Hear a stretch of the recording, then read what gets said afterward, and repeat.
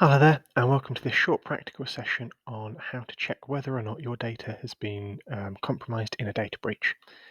Now, a data breach occurs when an unauthorized individual gains access to sensitive personal information such as names, addresses, financial details, or passwords. This can be obviously a significant concern because the data compromised in a breach can be used for harmful purposes like identity theft, fraud, blackmail, and so on.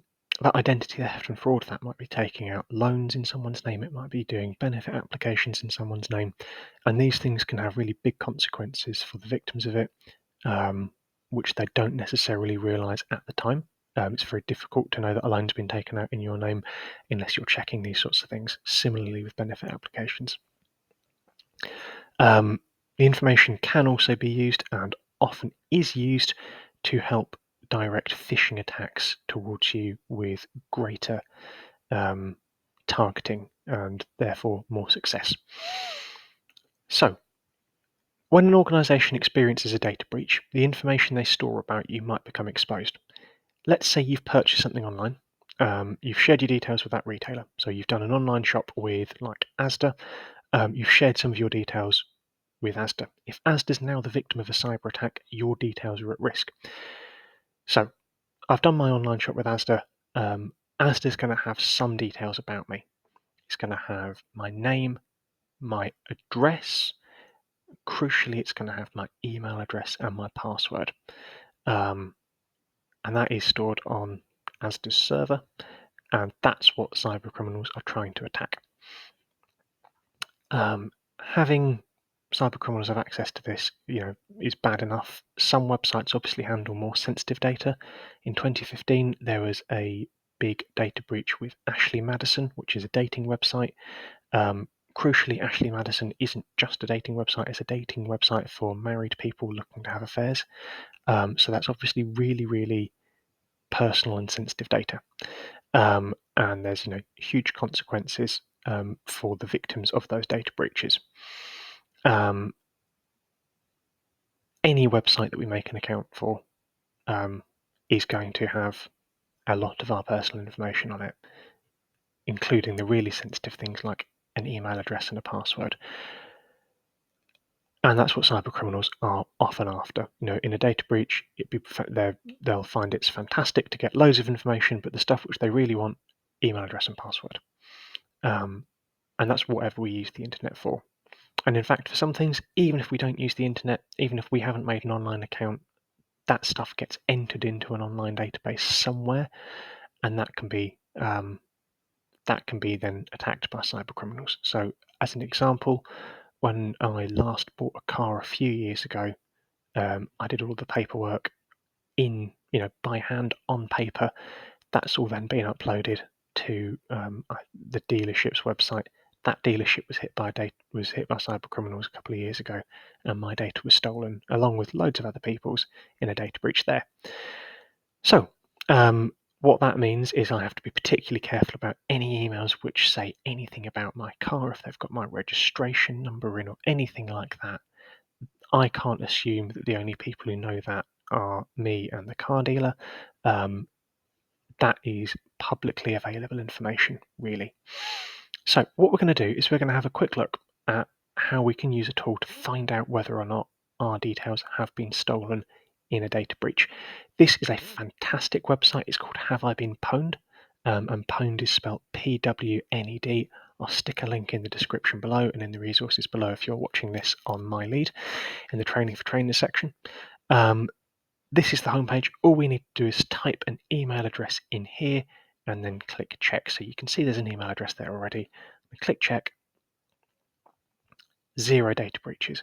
Good news, no pwnage found. The email address hasn't been found in any data breaches. Load into Have I Been Pwned. Great news.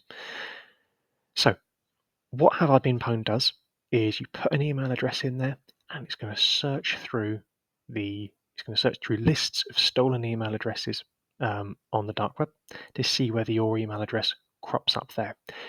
When cyber criminals hack into something and steal in a data breach, typically they'll steal as many email addresses as they can, and then those might be traded on the dark web in blocks of, say, 1,000 or 5,000 or 10,000 email addresses, or they might all be published on there.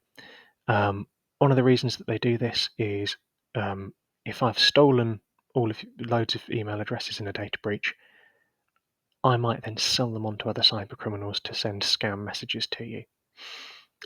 Or I might just publish them on the internet for other reasons. Have I Been Pwned looks through known data breaches to see whether your details are associated with that. If your details are associated with that, then it will tell you here. It will tell you which data breach it is, and that can seem like a really big worry. If it says your data has been stolen, well, we've got some good news.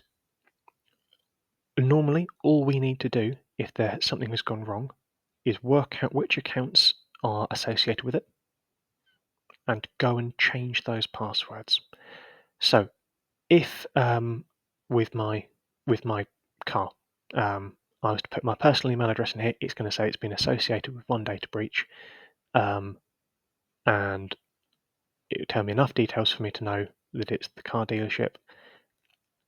I don't actually have an online account with them, so I don't have a password to go and change. But if I had an online account with them, I would need to go and change my password because that password would have been stolen. And once it's been stolen, we need to assume that cyber criminals are going to be able to crack through it. So I changed that password, and then that's me done. I need to stay aware of any future scams which will involve the details that have been stolen. So like I said, I have to be very careful when I get an email with my car registration in it or anything like that. But that's all we need to do. If you use the same password for multiple accounts, and any of those accounts are associated with a data breach, you need to change the password for all of the accounts that use that password, and you can never reuse that password. So something which happens more commonly than I would like is people have one or two passwords for everything. They might have one password which does like some online accounts that aren't very important, and then they've got one or two passwords that do their important things, like emails, social media, banking, government portals, so benefits, that sort of stuff. They've got one or two passwords. And